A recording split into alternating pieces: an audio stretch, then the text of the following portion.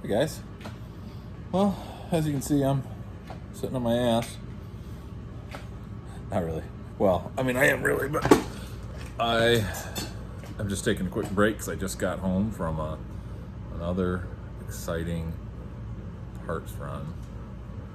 So, I think I brought up that I want to go air ride on the L9000, and I've been going back and forth on different options. I'm still back and forth on the front, whether I'm going to try to source all the parts or just buy one of the kits. I need to take some measurements actually, and probably call 4-state trucks or whoever I find that I'm going to want to buy the kit from. The kits, there's like a handful of different kits. They all obviously primarily fit Pete's and Kenworth's, W900s and 379s and 389s, but there's some fitment for, there's some cross references to like some Freightliners, some Internationals here and there.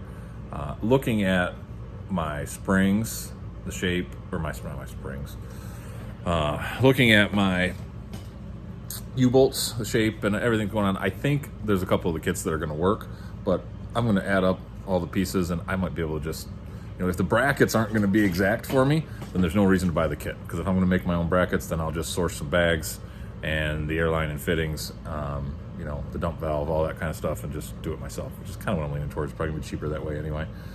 That's some pretty easy fabricating. I can do it out of, 1/4-inch steel, whatever is what all those are made out of anyway, 3/16 or quarter. So anyway, long story though, but we had the rear axle. So I have been pricing, just some cutoffs, just scouring the internet, looking for, calling a few places around here, looking at different options. I looked at, can I modify my spring suspension, and do, do it kind of based on like a Peterbilt air leaf setup and use my existing leaves. Just the way they're designed, it would work. It just wouldn't be strong enough. There wouldn't be enough rigidity in the system, and even though I'm not hauling much with this truck, it would be a problem. So and it'd be a whole lot of work, to be honest with you. And again, I'm trying to avoid doing too much work here. As usual, I keep getting more and more involved with this, more than I want to, but I shouldn't say more than I want to. Obviously I enjoy this, but more than I planned on. But so what I want to show you though is what we picked up today. I did spent a little time on Facebook Marketplace last few days since I got home from Florida, and a truck popped up, and well, I shouldn't say the truck popped up. It was 2 trucks that were for sale. One was a good truck and one was a parts truck, and the good truck sold, and the parts truck that had a non-running small cam 350 Cummins in it, it was blown, and body was not in great shape. Well, I mean, it was clean, but it was beat up. It just, it just wasn't much good. So I made the guy an offer on the rear cutoff, and we came to a deal. So I went today and took my tools and my skid steer and trailer and torches, and let me show you what I came up with.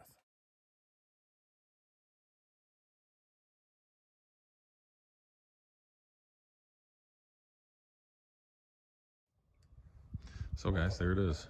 What we have hanging here is frame cut from a 1984 Peterbilt 362 cab over.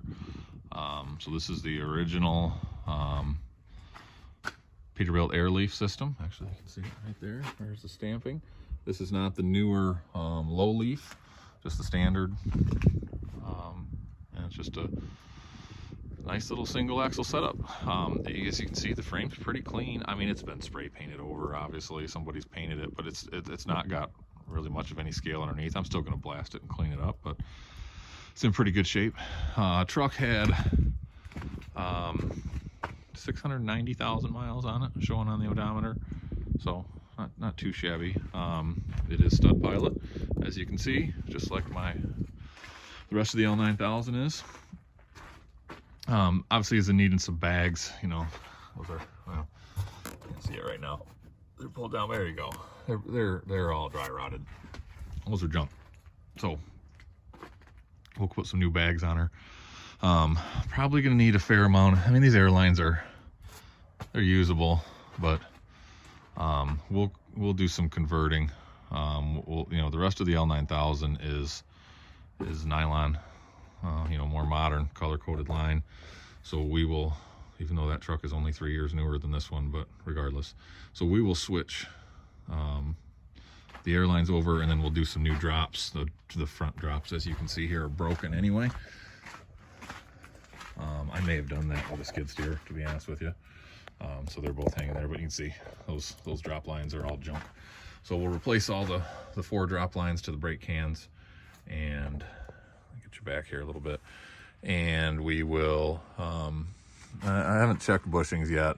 They're probably a little wore, but for what I'm gonna do, I may eventually. I mean, bushings aren't that bad to replace, but you know, I don't know what these are like. But we'll put new brake cans on them. I got one new can already I had bought for the L9000. I'll buy a second new can. These don't look all that old, but you know, we're not going to do through all this trouble to paint and make everything pretty and then put old brake cans on. So I can't tell if it's got a leak or not. I haven't even pulled it to see if the you know, how much oil is in it. There's a little bit of moisture there. It could be coming out of the pinion. Looks like it might be. We'll see. We'll pull that and see what she looks like and get driving it and see how bad it leaks, or if it leaks, whatever. But in terms of ratio, the answer is I don't know yet. What I've tried to figure out is I put a little paint pen on here and then wiped it off. This part number here does pull up as a Rockwell number. What I've been told is that there's 2 digits on this pinion, and if you divide one by the other, you get your ratio. I've got an 11 and a 41. That, by my math, comes out to 3.727. So if that's true, we got a 373. My current axle's a 355. I wanted to stay a fairly high ratio, and this did, you know, obviously this is a road tractor. It's got 5th wheel on it, so it can't be too low of a ratio. So I think that's probably going to be pretty close to accurate. So close enough for me, to be perfectly honest. You know, I had designs to only have a gooseball on the Ford, but it's got a functioning 5th wheel plate on there, so why would I pull it off? So we got plenty of room right back in this area right here, where we can fabricate. We actually got holes in the frame existing we might be able to use, but we'll get a gooseball back there so we can still utilize the 5th wheel if we need to. But all in all, this prevents me from having to do any sort of, you know, I don't have to buy a mag drill now and try to, you know, drill new holes. And not that I can't, but you know, I just don't know that I want to do all that work. This also lets me, I'm hoping, well, you can see what we've got, what I got with it. See that drive shaft? This was a single shaft on the Pete. That's actually a good joint still, nice and clean. That one can be reused if need be. That joint is dry, so, and I dropped a bunch of the needle bearings out. Not interested in using that thing anyway. That was the rear, but that front yoke, or that front U-joint was in really good shape. But regardless, we got only about a 5.5 foot shaft there that I, based on my preliminary measurements, matches the shaft on this girl. I think it's the same joint, same yokes. So that lets us potentially, at the very least, we could use that shaft in place of this rear and move this axle back by about a foot, which would be the easiest thing to do. We could also you know, add, you know, potentially shorten one of these, shorten both of them is what it would come down to, and put a second carrier in. In my experience with drive shaft work, I've had 2 engine swap trucks now, between the Cummins truck and the International Lodestar, and the Cummins truck is on its 2nd custom drive shaft. Drive shaft work is expensive. It is not cheap. So we'll get the tape measure out, but you know, I'm thinking, yeah, you know what? Let's just get the tape measure out right now, guys. Let's see what we get. So this is going to be hard to do. So if we go up here, we'll just go to the end of the joint instead of the middle of the joint. But if we go tip to tip, we've got a, let's call that a 54-inch shaft. From edge of yoke to edge of yoke. And watch, this damn thing will be too high in the air. I won't be able to measure it. Yeah, we might get her. Now watch, I'll find out that it's the same damn thing. Can we do this? It's a good thing I'm tall, huh? Alright, so I did the intelligent thing, and I set the frame cut down on the ground and pulled the shaft off. So this is at just about full compression on the slip yoke, and we're at about 63, so it's 11 inches longer. And I think that just makes my decision solidified. I mean, I'd love to lengthen this frame, but I don't need it to be, you know, this doesn't need to be a freaking 240-inch wheelbase. It's already reasonable looking right there. We get 11 more inches out of it. That's perfect. So that cut where I'm at on the frame cut would be right about here if we were going from center line of axle. You know, nominally, obviously, this is not exact, guys. This is just me spitballing in my head, but we've got a cross member on the Peterbilt cut right here, a much beefier cross member that's in much better shape. So that works out great. Plus, it obviously has a good solid rear cross member. It has the tapered frame rails for the 5th wheel plate. So that works perfect. So I think what we'll do in order to get our extra 11 inches here is we'll see if we can get these out. If not, we'll torch the suckers off. But we will, in one way or the other, remove these front spring hanger bolts. So it looks to me like we got 6 per side. That'll get rid of that cross member as well. And yeah, it's going to be a little more work, unfortunately, but we'll get it done. And then we have to remove, we've got 1, 2, 3, it looks like per side, holding that double frame in. That's their fish plate right there. That double frame starts right there. So if we're good, to be honest with you, with our God, we might be able to use that double frame as the fish plate. Anyway, we'll see what happens. We might still want to remove it, clean everything up, get some grease between the rails so we don't get any rust jack, and we'll see what we come up with. But regardless, we've got the frame we need. That lets me get rid of this kind of nastier section back here. Once we get up here, we're in decent shape. We've got a little bit of scale right here, but that's actually remnants from the bed. We're still pretty thick on the frame. Yeah, actually, I think that's actually steel from, you know, that bed, because it was holding moisture where they had a block of wood in.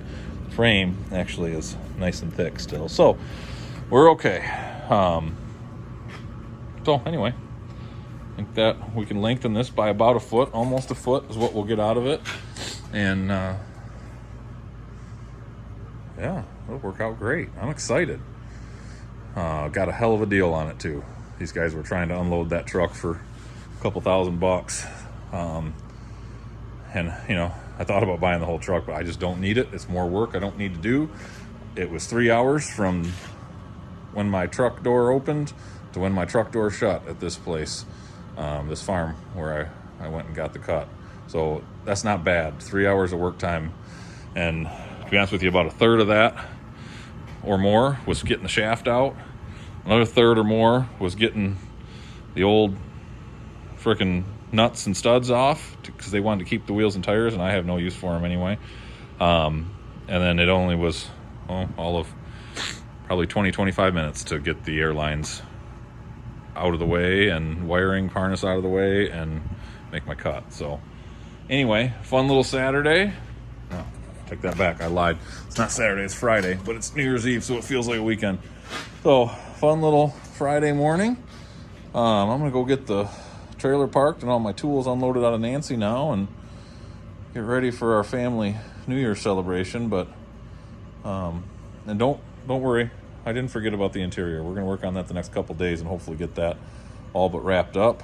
But this deal popped up and I had to jump on it. So we got air ride, boys.